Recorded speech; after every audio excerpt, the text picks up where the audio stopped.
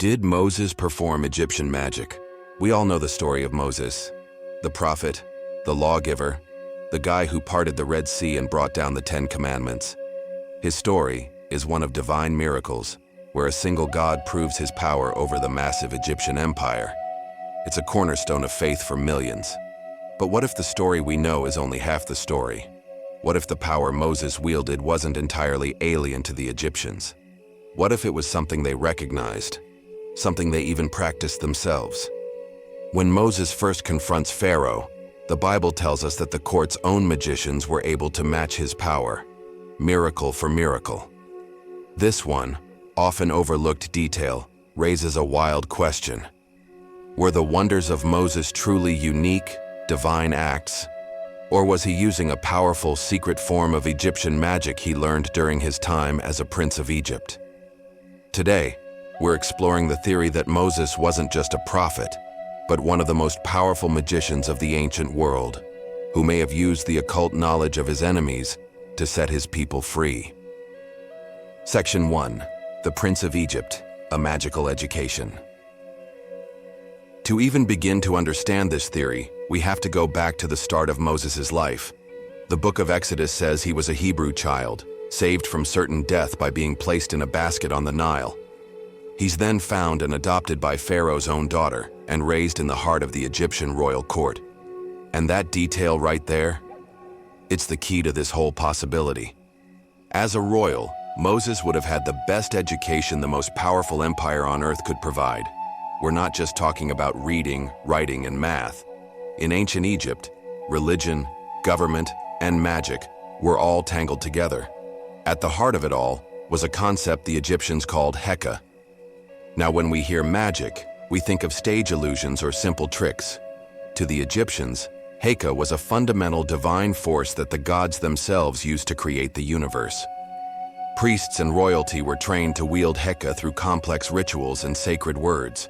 Their job was to heal the sick, protect the king, and defend their gods from any threat. So, if Moses was, as the Bible says, learned in all the wisdom of the Egyptians, it has led many to speculate that his education likely included a deep knowledge of Heka. This is a theory, of course, as the Bible doesn't specify, but it's a compelling one.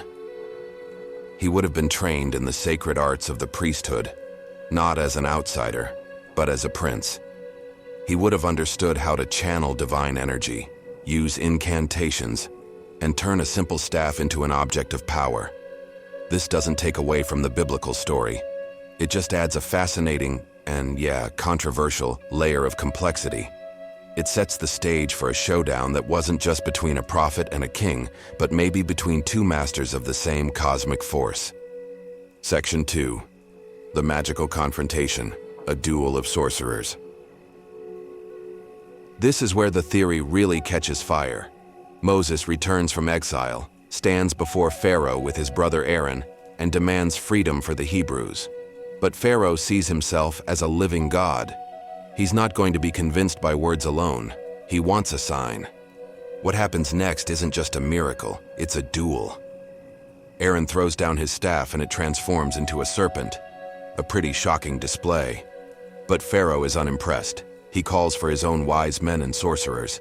And the book of Exodus is crystal clear here. They did the same thing with their secret arts. They threw down their staffs, and they also became serpents. Now the story does add that Aaron's serpent staff eats the others, showing his is stronger, but it confirms they're playing on the same field. The duel goes on. Moses and Aaron turn the Nile's water into blood, a terrifying plague. And yet again, the Egyptian magicians match them. The Bible says they used their secret arts to do the same. We aren't told if this was an illusion or some other power, but from Pharaoh's perspective, they prove this feat was within the known realm of their abilities. Then comes the plague of frogs. Aaron stretches out his staff, and frogs swarm the land. A powerful curse. But Pharaoh's magicians?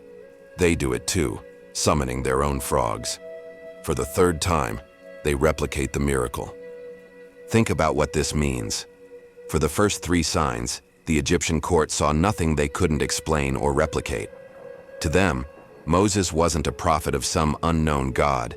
He was a rival magician, A very skilled one, maybe, but he was playing by rules they understood. He was challenging them to a magical contest, a battle of Heka. It's only with the fourth plague, the plague of gnats, that everything changes. The magicians try to replicate it, and for the first time, they fail. Completely. It's at this moment they finally admit defeat, telling Pharaoh, "This is the finger of God." That statement is huge. It's an admission from the experts that they've run into a power that goes beyond their own arts. The duel wasn't over because Moses used a different type of power, but because he wielded a level of power they simply could not reach. Section 3. The deeper connection. An intriguing clue. The parallels between Moses' actions and Egyptian magic might go even deeper. If we look outside the Bible to ancient Egyptian texts, we find something truly fascinating on a document called the Westcar Papyrus. The papyrus tells a few stories of wonders performed by priests. In one tale, the pharaoh Sneferu is bored, so his chief magician, Jajamonk, suggests a boat trip with beautiful women. During the trip, one of the women loses a precious amulet in the lake and is heartbroken. So what does the magician do?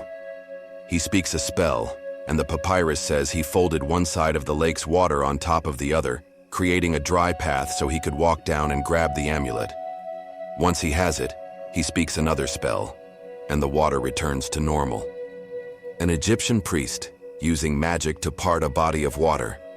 The parallel is pretty hard to ignore. This story, which predates the biblical account of the Red Sea crossing, suggests that the idea of parting water was already a known literary and magical theme in Egypt. This doesn't mean the Exodus didn't happen. Instead, it offers a different lens. Moses wasn't necessarily performing some bizarre, unknowable act. He may have been demonstrating the ultimate mastery over a feat the Egyptians already believed was possible through the highest form of magic. He was speaking their symbolic language, proving his god's Heka, his power, was superior to any pharaoh or priest. In this light, the parting of the Red Sea becomes the final epic checkmate in the magical duel that started in Pharaoh's court. Conclusion. So, did Moses perform Egyptian magic? The question itself kind of misses the point. The evidence suggests that Moses, raised as an Egyptian prince, would have been very familiar with their sacred science of Heka. The biblical account shows a conflict that starts as a magical duel, with Pharaoh's sorcerers matching his early signs. And ancient Egyptian texts show that concepts like parting water already existed in their culture. Perhaps the most compelling view is that Moses used the language of Egyptian power and ritual to deliver a radically new message. He walked into a world soaked in sorcery and demonstrated that the source of his power was infinitely greater. Whether you see his acts as pure miracles or a supreme mastery of an ancient art, the story of the Exodus becomes a theological showdown fought on a battlefield of magical belief. Moses didn't just beat Pharaoh's army. He may have defeated his gods on their own terms, using a power they recognized but could never control.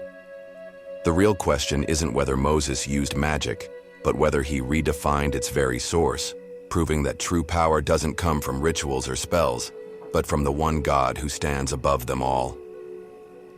What do you think? Was Moses a magician, a prophet, or something in between? Does this historical context change how you see the story of the Exodus? Drop your theory in the comments below. And if you enjoy digging into the hidden corners of history and religion, make sure to subscribe so you don't miss our next investigation.